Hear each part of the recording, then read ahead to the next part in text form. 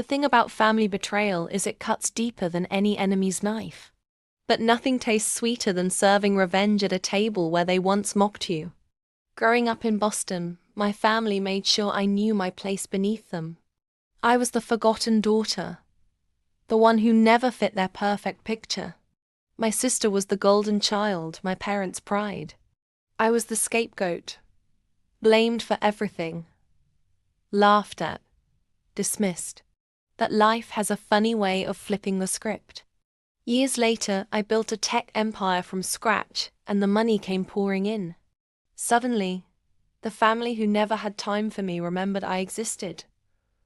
Calls every week, gifts, forced hugs, and fake love that dripped like poison honey. So I set the stage. I invited them to dinner at one of the most exclusive restaurants in Manhattan. The chandeliers glittered above us. The wine was older than my sister's dignity, and the tension was thick enough to slice with a knife. Halfway through dinner, my sister smirked and announced, loud enough for everyone to hear, "Mom and Dad already agreed I could move into your mansion." I nearly choked on my water, then placed my glass down slowly. "Too bad," I said, smiling sweetly. "I already sold my mansion to a couple just last week." Their forks froze mid-air. The gasps echoed. Faces drained of color. But that was just the beginning. I pulled out a sleek envelope and slid it across the table. Inside were glossy photos of my new estate. Not just any estate, but the beachfront property they'd dreamed of owning for years. The one they bid for at an auction and lost. Because I had bought it. My father's jaw clenched.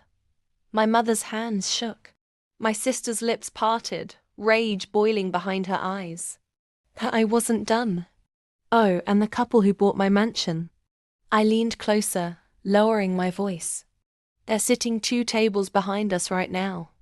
And they told me they can't wait to tear down every inch and build a brand new villa. So, I smirked. "Even your fantasies are dust." Their heads whipped around.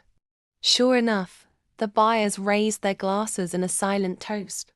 My family's horror was exquisite, but the killing blow was still to come.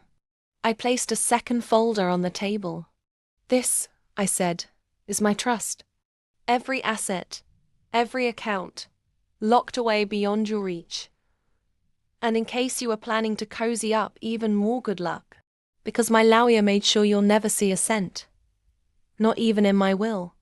The silence was deafening. You could almost hear their dreams shattering into tiny, worthless pieces. I stood, draped my coat over my shoulders, and smiled. "The funny thing about betrayal?" I said softly. "It teaches you how to win without forgiveness." And with that, I walked away, leaving them in the ashes of their own greed.